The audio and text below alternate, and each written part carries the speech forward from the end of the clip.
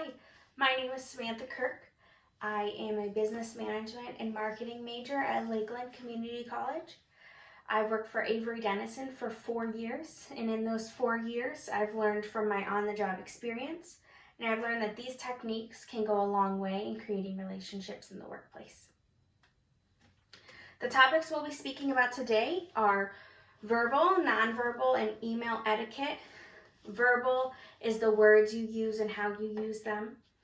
Nonverbal is your gestures and mannerisms and the physical things that go into your communication.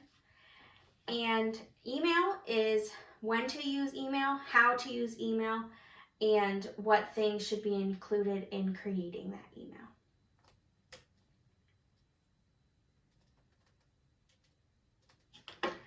In verbal communication, you want to understand your audience. When you're speaking to someone, make sure you're using words that they would understand. An example of this is when speaking to a new person at your company. You don't want to use any acronyms or words that are specific to your internal company. They would not have a chance to understand those words yet. Speak loudly and with confidence. When you speak loudly and with confidence, you can project what you're saying. The person who is receiving it is going to take it as more believable. Also, if you are talking quietly and mumbling, it would be hard for them to understand you. And then lastly, always use please and thank you. These small things can go a long way into showing your appreciation. Next, we will be speaking about nonverbal communication. Nonverbal communication starts off with manners and behaviors. Good manners will help take your relationship to the next level with your coworkers and also with customers. You need to appear calm and interested in what the other person is saying.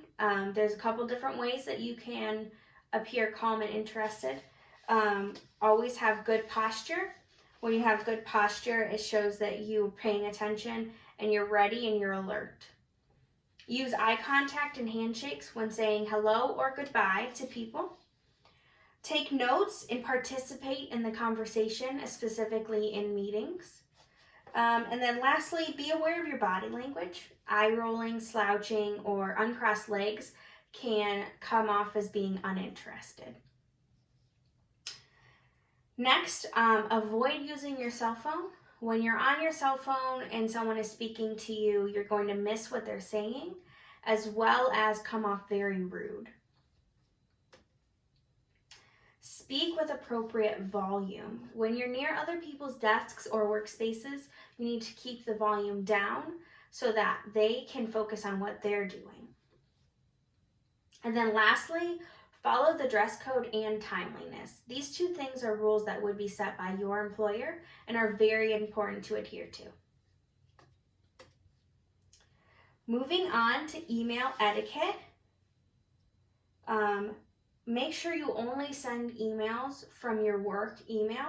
You should not be using your personal email for work purposes. Mostly use a direct and accurate subject line. If you use things like urgent or all capital letters in the subject line, it can draw attention to your email, and if it's not used appropriately, you could be taking attention away from other matters that are urgent. Always begin with a greeting. An example would be hello, dear, or good morning. Keep your email short and to the point. If you have an email that is longer than a couple paragraphs, consider making a phone call to that person instead. It could be a better use of your time.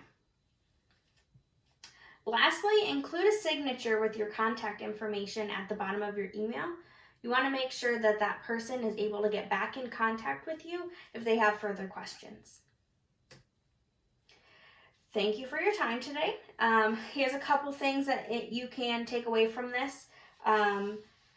If you're trying to make your best impression at work, try practicing these tips with your family or friends. These tips can help you inside and outside of the workplace. Using good posture and professional language can be practiced in your everyday life. remember that these are all simple gestures that you can easily control. From dressing appropriately to using email in the most efficient way, you can become the most valuable player to your employees.